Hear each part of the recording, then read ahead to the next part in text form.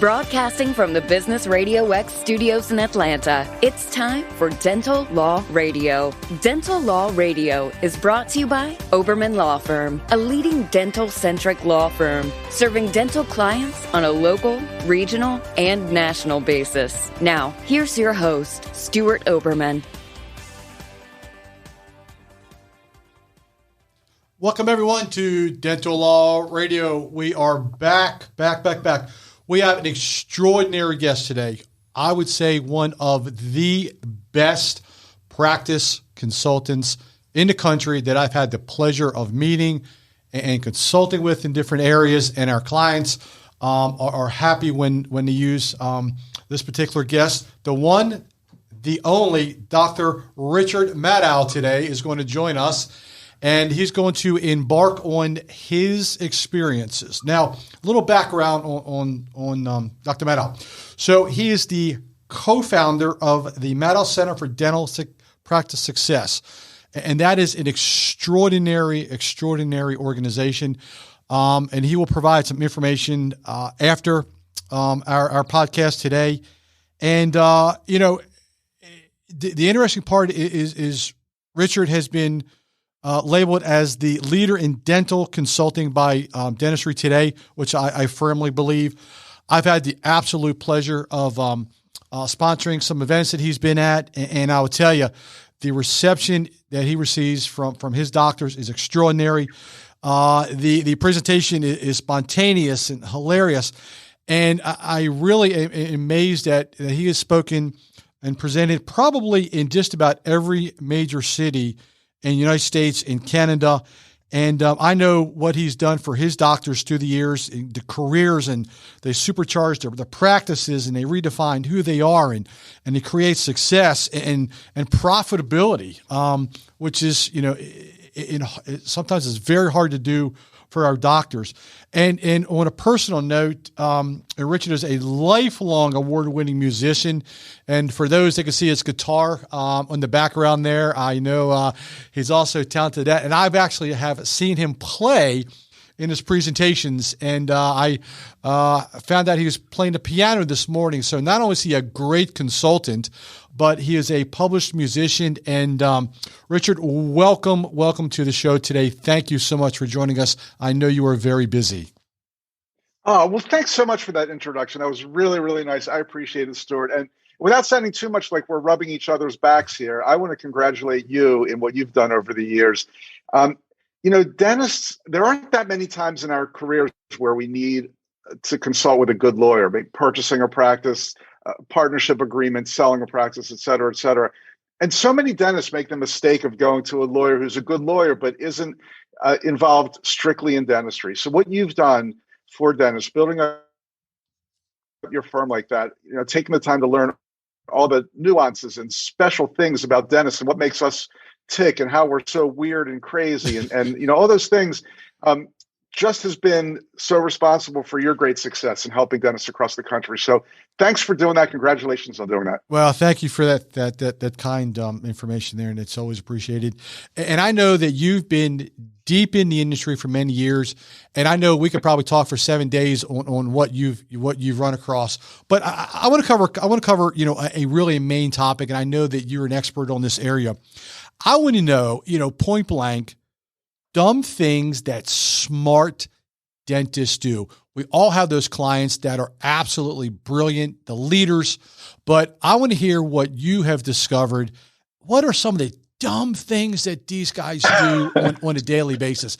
And I know you could talk 7 days on this, but I know you got some great things. So tell me a little bit about what you're seeing out there. Yeah, it's a great question. And, look, I've done a lot of dumb things. Even though I'm no longer practicing, I had a practice for many, many years, built it up from actually a bankrupt practice that I purchased. So it was below a scratch practice because the practice had debt when I took over, and grew it to a super successful practice, I'm proud to say, but I did so many dumb things along the way. And then, of course, I've been in hundreds, thousands of dental practices, spoken to tens of thousands of dentists and team members. And dentists are so smart. They're so nice. They're so cool. We really want to help people. but we've also done so many dumb things. So since you asked, I thought of a few, and I'd love to share them with you and your listeners. Yeah. How about tell me what you're thinking. Give me 5 or 6 of the dumbest things that they've done. Okay, here's one. Every time, I wouldn't say every time, maybe 85% of the time when a dentist contacts the Madow Center about consulting or coaching or whatever the heck you want to call it, how can we make their practice better? One of the things they always say to us is, we need more new patients. We need more new patients. It's like a mantra, like a fix. We need more new patients. And new patients are great. And let's face it, without new patients, your practice will plateau or go downhill. But invariably, every single time, we'll run a data analysis of their practice and find that, sure, they could use some new patients, but they are losing patients more quickly than they could ever get new patients into the practice. These patients who have been in, they for some reason responded to something you've done, a referral, a marketing piece. They drove by and saw your big, beautiful sign. They made the effort to recognize your practice, come in, have an examination, and then they just drop off the face of the earth. And practices have hundreds or thousands of these people who have fallen through the cracks, fallen into the black hole, walked out the back door, whatever you want to call them. And these are people who already know about your practice. They probably like you. They've probably already had an examination, maybe even treatment proposed.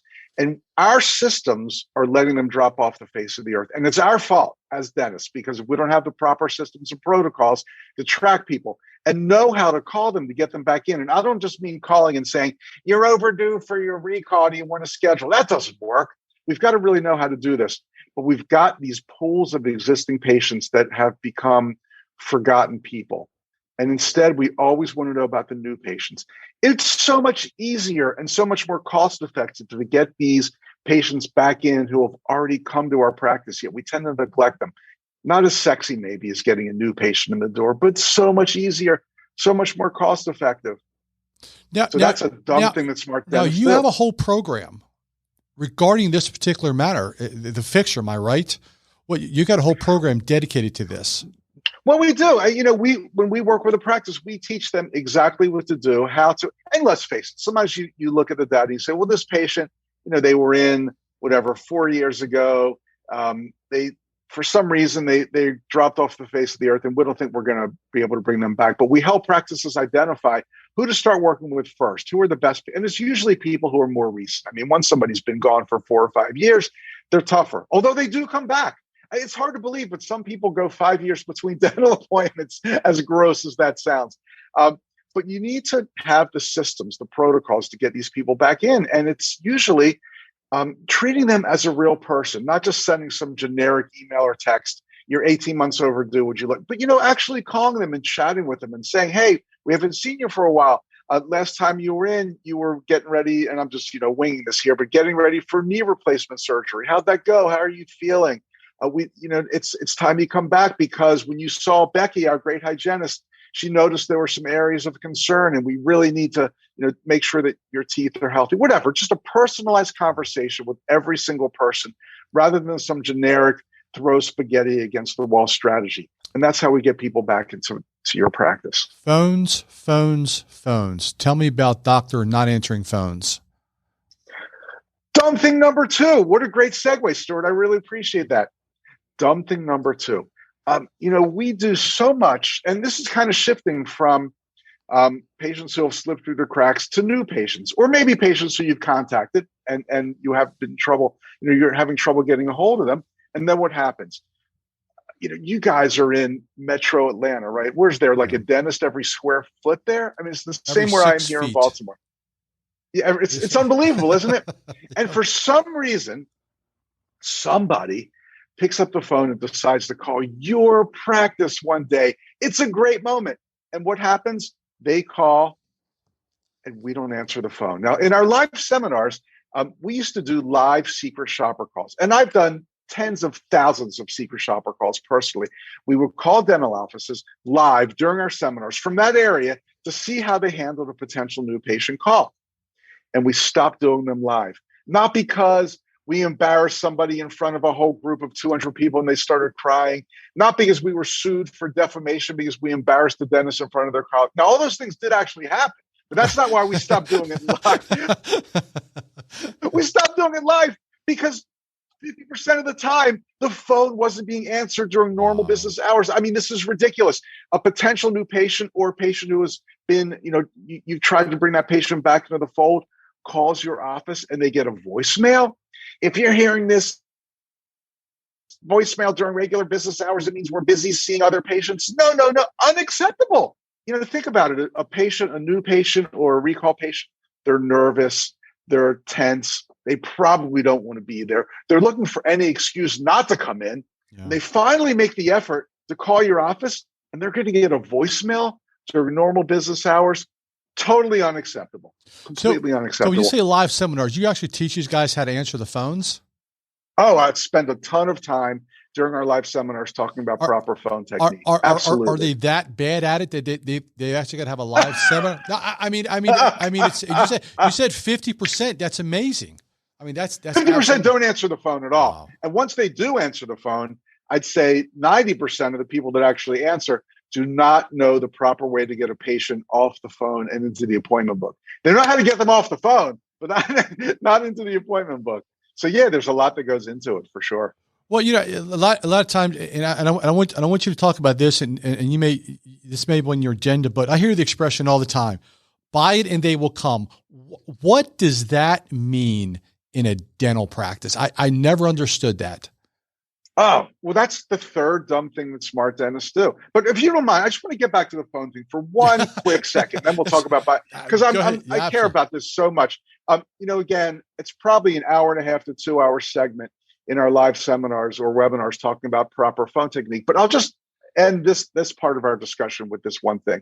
When a patient calls and says something that we don't like, how much is a cleaning? Do you take my insurance? Whatever. Maybe we don't like those particular questions, but they're calling for a reason. And the reason is, out of all the dental practices in your area, whether it's Metro Atlanta or a rural area in Kansas where there aren't that many dentists, they called your office because they want to come in. So every call needs to be ended asking the patient to come in and not just saying, would you like to make an appointment, but offering 2 good times. We'd love to see you as a new patient in our practice. We can see you tomorrow at 3:30 p.m. If that's not convenient for you, we've got Tuesday at 11:30 a.m., which works best. Again, 90% of these calls end with the patient never being offered an appointment. So sorry, I just wanted to get that in there before we move on to buy it and they will come, which is another favorite dumb thing of mine. I hear that all the time, and I don't know what that means. Buy it and they will come. Well, when I say buy it and they will come, again, when a dentist contacts us at the Madow Center, it's because they want to improve their practice. And also, dentists go to large dental conventions because they want to improve their practice. Down there in Atlanta, you've got the Hinman, one of the best meetings in the world. And it could be the Chicago Midwinter or the ADA, or maybe more than likely a smaller regional meeting. Every state has them. Every state AGD has them. And you go there to learn. And you go there to improve your practice. And one of the things we love doing as dentists, because we love gadgets and we love touching things, is we love going to that exhibit hall because all the latest and greatest equipment and tech is there, and it's all shiny and fun. It's also very costly. And one of the mistakes dentists fall into is they're looking for ways to improve their practice, and they wind up getting sucked into buying a piece of equipment that's going to put them in $80,000 to $100,000 worth of debt, with the promise from this salesperson, this highly commissioned salesperson, that if you buy this object, people will flock to your practice. It's all you have to do. Just buy this. And I'm not a Luddite. I'm not saying tech is bad. Tech is great. Cone beam imaging is phenomenal. Being able to have a crown made in your office the same day, if you're skilled enough to do it, that's a big if, but if you are skilled enough to do it, is incredible. But patients won't come into your practice because you bought the latest and greatest technology, no matter what these salespeople say. They're saying buy it and they will come, but it's just not true. It's, back to basics of providing a memorable experience. Phone technique, like we were talking about, treating every patient incredibly well. I mean, these are things we teach all the time. That's what gets people to come into your office, to stay, to get treatment accepted, to refer. It's not because you've got the best cone beam technology. And again, I'm not saying you shouldn't have this. It helps us practice better, but only if you can afford it, only if you're not going to go into debt. Don't think that this technology is going to bring you more patients because it just simply won't. Now, you guys deal with, you see the down and dirty, you see people's balance sheets. I'll bet you've seen dentists who are in horrible debt, and it's just so sad, isn't it? Well, you've seen this, and probably there's only 10% of dentists out there that retire at 65. The rest of them have got to work. They got to work, and they got to work. Which it's scary, isn't it? It really is sad. It really. So why do they buy this equipment? I mean, why do they buy that? Why do they buy $100,000 piece of equipment? Why?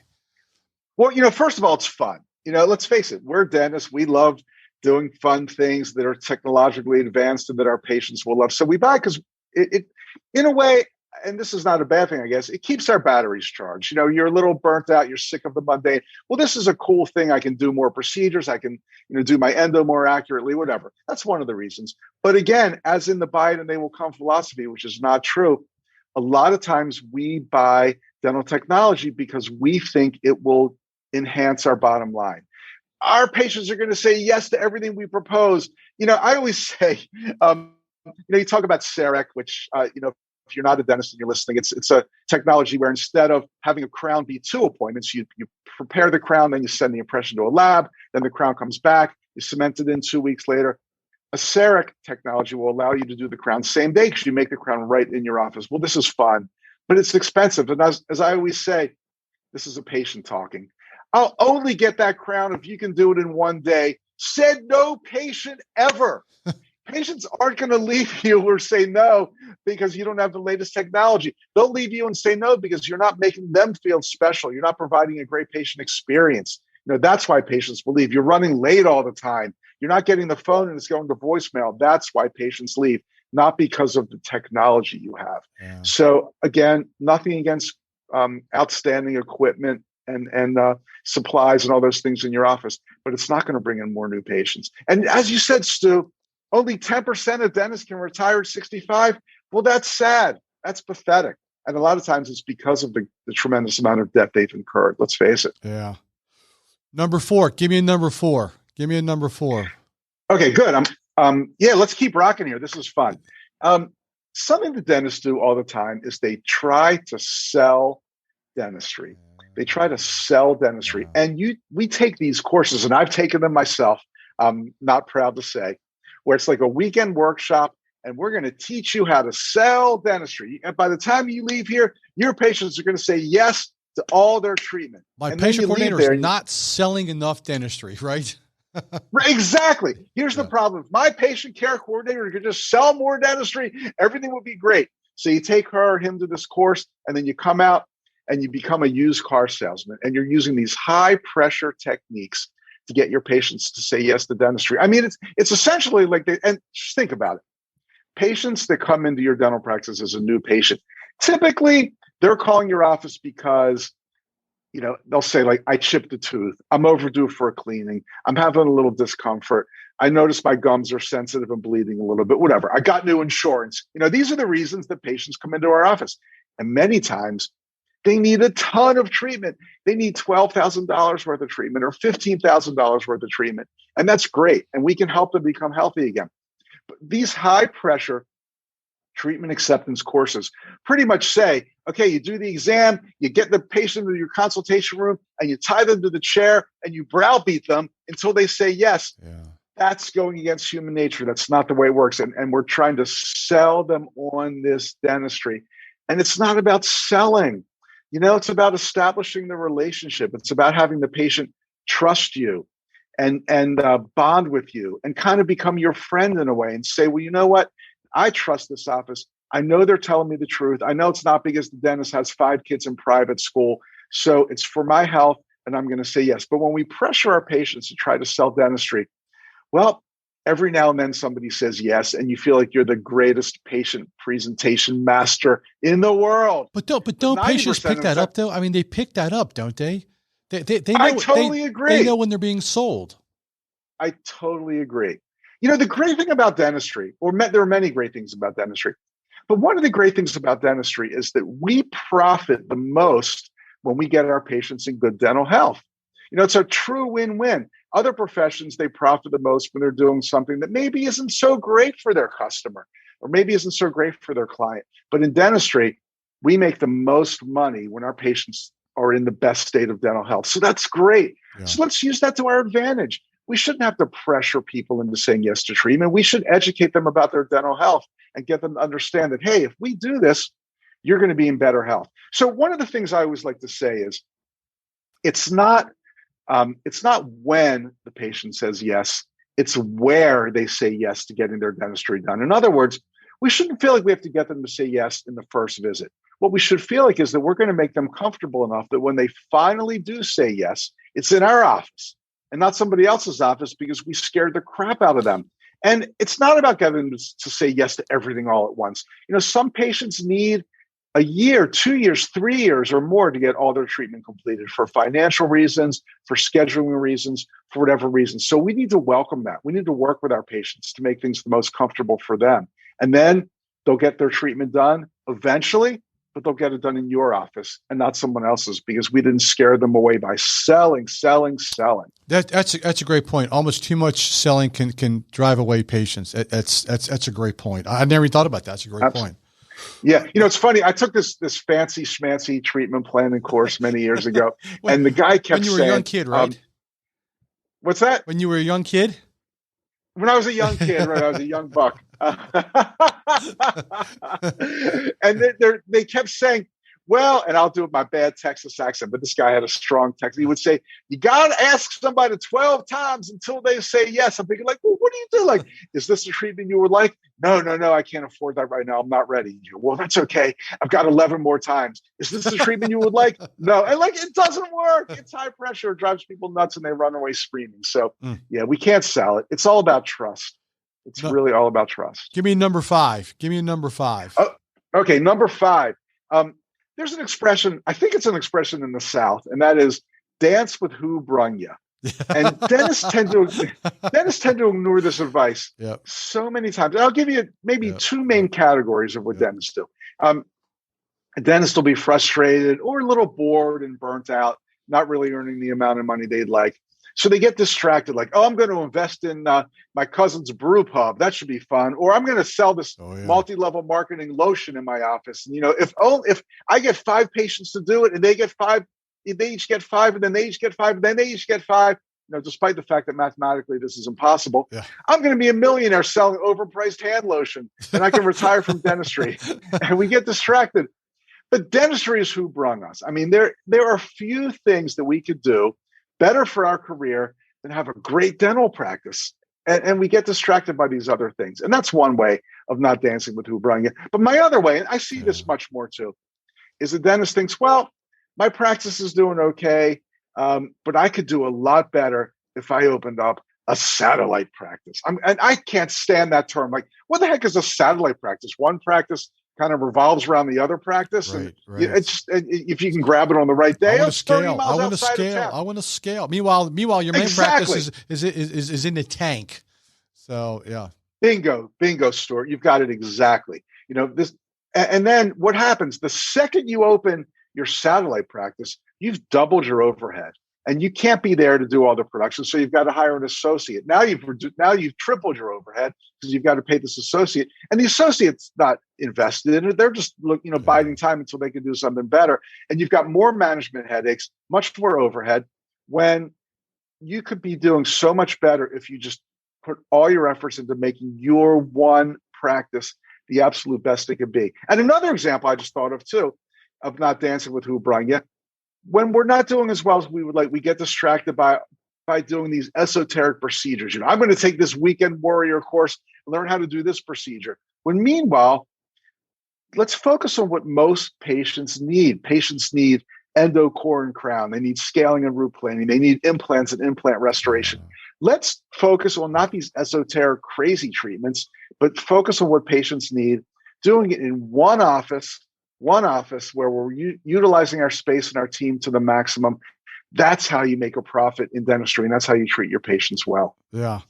How about one more? Can we do one more? Give me one more. Give me one more, because there's got to be one more.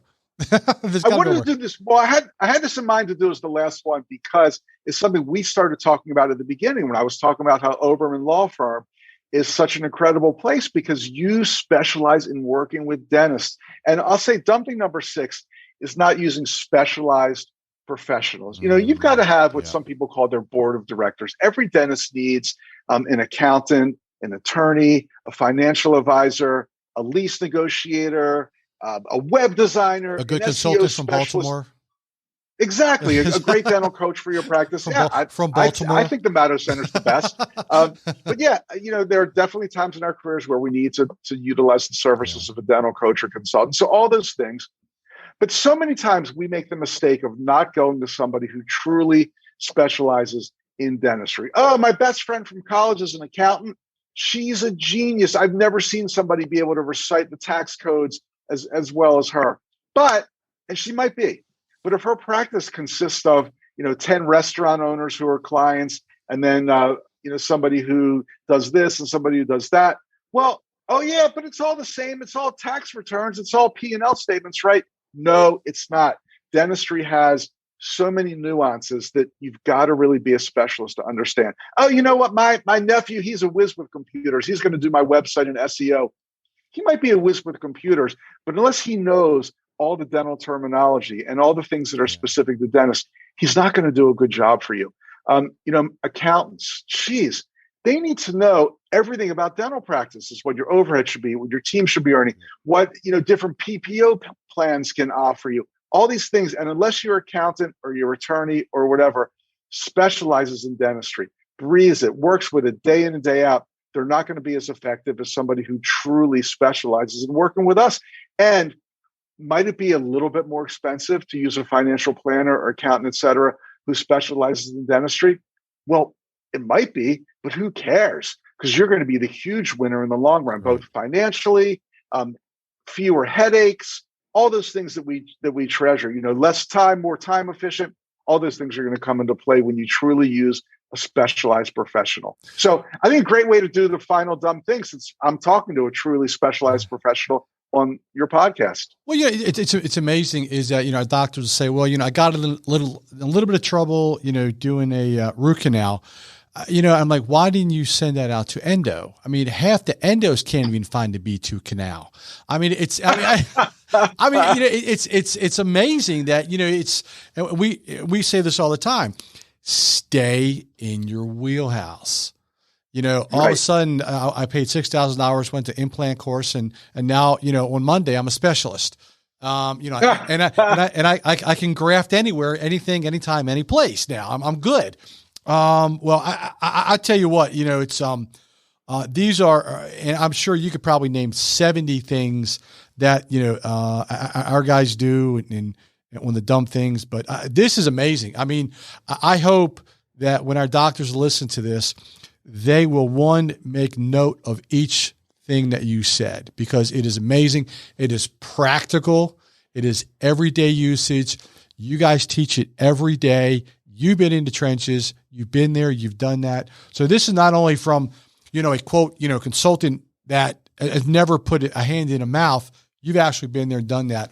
So I think you got a whole different perspective, which a lot of the, consultants and business advisors and so on have no clue about. So, I like to think so too. There's kind of a fraternity / sorority of dentists that we just have done some, we've all been bit, we've been kicked. We know what it's like to prep the distal of tooth number 2 on a patient who's squirming, salivating, and bleeding. We've fought with insurance companies. We've led our teams. And, there's some consultants out there, most who have never had this experience. Yeah, right. How can they relate to it? Like we could, just like using a specialized professional for, to have on your board of directors, your attorney, your accountant, your financial planner. Yeah. It's good to work with people who have been there, done that. Well, I know you've been there, done that, and your reputation far precedes you, what you guys do on a daily basis. Richard, it is amazing as always. Again, we could talk for 7 days on this. I can't thank you enough for, one, joining us on the podcast, and two, for what you guys do for the industry. I've seen it. I've been there. I've done that. I've listened, and you guys do a fantastic job. So, my friend, thank you for joining us, and enjoy Baltimore. Thanks so much. Yeah, it's my pleasure. And if anybody wants to send me an email, my personal email address is rich, RICH, at Madow, MADOW.com. I love getting emails from dentists all across the world. If you want to see what we're doing to help other dentists, just check out our website. It's Madow.com, MADOW.com. I'd love to do a chat. We don't charge for, initial visit, so to speak. I'd love to speak with you and talk about what's going on in your practice. It's fun and we can always help. So now, thanks so much for having me. Wait, with that being said, what you guys are putting on stuff all the time. What's your next event? What's your next podcast? When's your next speaker? Oh, geez. Well, thanks for asking. We do a podcast that comes out 2 to 3 times a month. It's called the Dental Practice Fixers. Yeah. So if you just go on, wherever you get your podcasts, Apple, Spotify, YouTube, it's on YouTube as well. Where they can find your music too, right? Exactly. Yeah, my music's on Spotify. You can look for Richard Madow. I got my stuff on there. But look for the Dental Practice Fixers. Or if you go to our website, there's a little drop down for dental podcasts. You can check it out there. Speaking gigs are finally coming back after the pandemic. So I'll be in a bunch of places, I think, in the next few months. Orlando, Long Island, Arizona, Montana. I hope I'm not forgetting anything, but I'm finally getting out there and doing some speaking gigs again. So if I come to your neck of the woods, that would be great. I also, I just got contacted by an office in New Jersey, a large group practice, and they want me to come in and do an in-service for their team. And I'm really excited about doing that. So we do that too. Anything you want, we're here to help. I hear you, man. My friend, thank you, sir. Have a fantastic weekend. Happy holidays, and we'll be talking to you soon. It's great to be a guest on your podcast. Thanks so much, Stu. Thank you, buddy.